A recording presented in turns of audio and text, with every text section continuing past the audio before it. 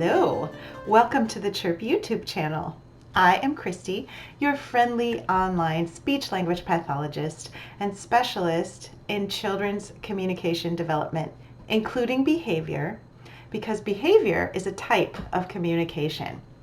Today we are talking again about the pyramid model and about how we can prevent challenging behavior. When we get to the very tippy top of the pyramid, we will be talking about how to deal with challenging behavior once it has begun.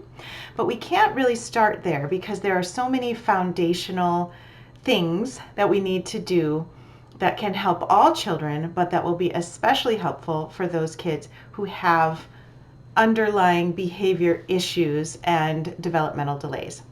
Today we are again in the teal tier of the pyramid model, which is supportive and nurturing relationships. One of the things that we need to do in order to build supportive and nurturing relationships with kids is we need to give them a lot of positive feedback. Think about your average kid who has behavioral challenges. This child is not going to be getting a lot of positive feedback from adults especially, but also from other kids. This child probably doesn't have great friendships and probably feels kind of like an outcast most of the time because her behavior is terrible. She doesn't know how to interact with people. She's grumpy or sensitive or all these different things, labels that can get put on the child. We also have these opinions about the child. And in order to help ourselves and to help the child build a better relationship, we need to give a lot of positive feedback. I'm going to give you two ways to do that in this video, actually many more than two, but two different strategies. And the first one only takes 2 minutes a day. For 2 minutes, this is the strategy, for 2 minutes, spend time with the child with no pressure, no expectations on the child at all. Just spend time with the child, doing whatever the child is doing, asking questions, commenting on what the child is doing, pleasant time doing something fun together. If you are a teacher, it's a little more difficult because of course you have a whole class, but it can change the relationship that you have with each of your students just by focusing on each student every day just for 2 minutes. Give it a try, see what happens. It's amazing what has happened with some of my more difficult students when I invested in those kids in a way where I wasn't always coming at them with requirements and expectations of how their behavior should be and comments on, no, you should be doing this, not that. And all of those kind of things make it difficult for kids who have trouble following directions, being bossed around. It's much easier for those kids to build a trusting relationship with an adult when the adult isn't just there giving them directions all the time. That's our first strategy that we're talking about today. The second one has to do with the piggy bank. We have to think of kids as a piggy bank. Every positive interaction that they have is a deposit in the piggy bank. Everything that is difficult for them, everything that is a negative or critical interaction is a withdrawal. As I mentioned a little bit earlier, most of these kids are only getting withdrawals all the time because they have so much trouble managing themselves that they're kind of difficult to like sometimes, which is very sad. But let's be honest with ourselves here. Some kids are harder to like than others. And most of the time, the reason they're hard to like is because of their challenging behaviors.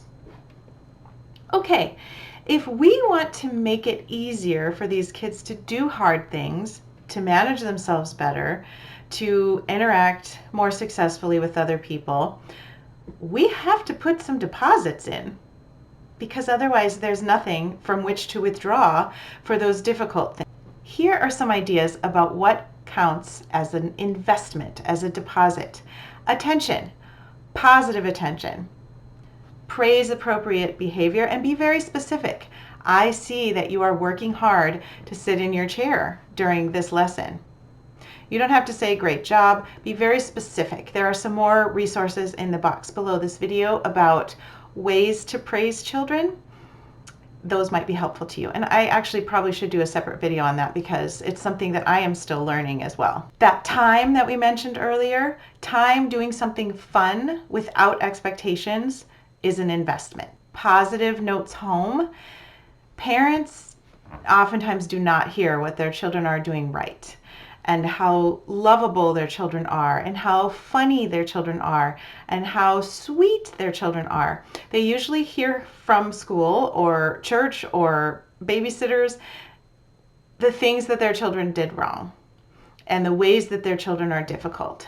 And it is a blessing for a parent, and it is a blessing for the child to feel proud of himself because he did something that's hard for him. It's a blessing for the parent to hear that their child isn't just causing trouble all the time.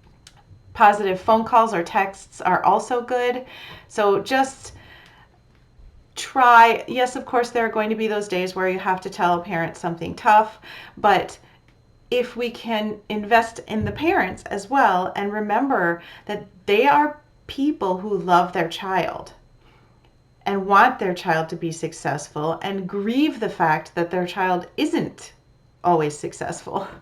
And we can be a little more sensitive towards these families when we give a lot of positive feedback, when we start everything with strengths that their child has rather than areas where their child isn't cutting it. In my classroom, I started a thing called Good Student Awards. Every once in a while at snack time, I would get out my little cards. I made little Boardmaker cards of things that kids might do well.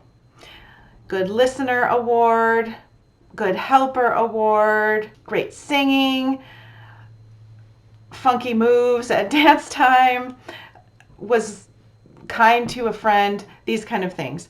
And I would give each child an award for something that they did really well that day.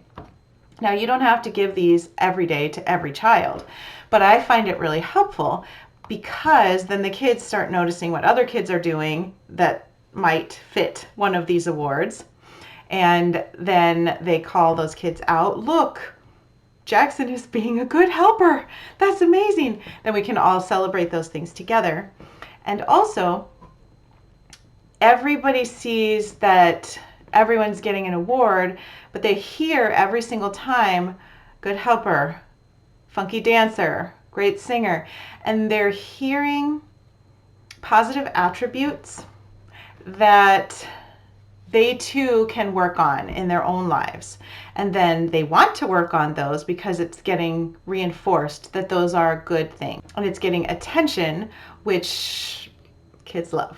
We all love if it's positive attention. And sometimes we love it even if it's not positive attention, because at least it's attention. At least we're not invisible. Another good thing to do with our kids is use empathy. Again, kind of challenging, especially with our kids who are a little more, overall, more challenging to us. But having some kind of phrase that you use and that you think, that must have been really difficult. Or, I can see that you really worked hard to hold it together right there.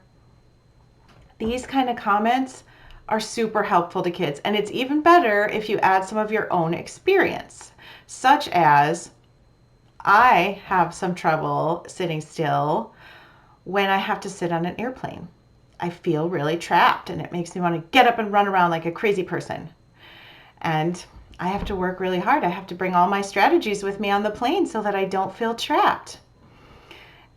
And then you can talk about some of your strategies. And this is my example because I'm planning a long flight. And so I'm already thinking about this myself because, of course, we all have strategies that help us to stay calm and regulated. It's just that we don't always notice that we are using strategies. We think we're just being a grown-up and doing what a grown-up needs to do to manage themselves, which is true, we are, but they are also strategies and they can be adapted for our kids, our students. It's also not a bad idea to call after a bad day, a hard day, to say, I care about you and I believe it's going to be better next time. We are both working on how to handle it when things like this come up, and we've got a plan and we're going to work the plan together, and next time it's not going to be so hard.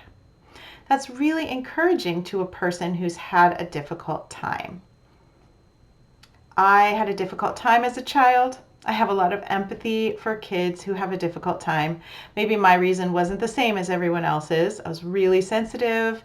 I was overwhelmed by a lot of things, but I have turned into a reasonably functional adult.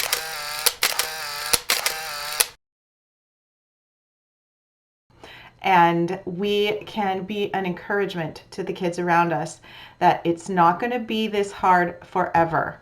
We are learning, we are growing, and each of these difficult things is going to get easier the more that we practice them.